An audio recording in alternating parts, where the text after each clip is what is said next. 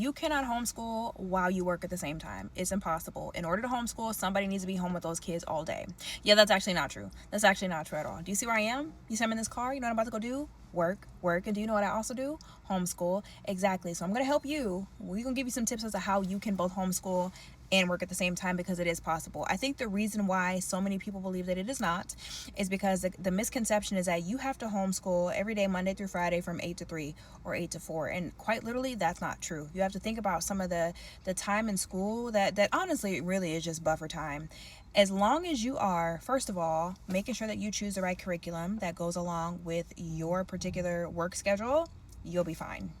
You can homeschool for a few hours before work. You can homeschool a few hours after work. You can homeschool in the evenings. You can homeschool on Sunday. You can homeschool when you want to homeschool. What matters is your child is getting the education that they need. We have been programmed to believe that it has to look exactly like the school system has it, when it doesn't. And that does not mean that your child is not still getting an adequate education, if not more so, because they're home with you. You can do both. Some families do 4 days a week instead of 5. Some families do shorter blocks of time during the day and they just take breaks if they work from home.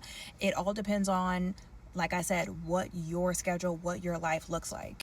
I also wouldn't recommend choosing a curriculum that involves like you sitting down for that 8 hours a day. You're going to want to go something that's way more flexible, like maybe a time for learning, because they can sit down for an hour or two, then they can get up. They can sit down later on for an hour or two, and then they can get up. And then in your free time or on your off day, you can do the art projects or the science projects or the different things like that. You can be as customizable as you need to be.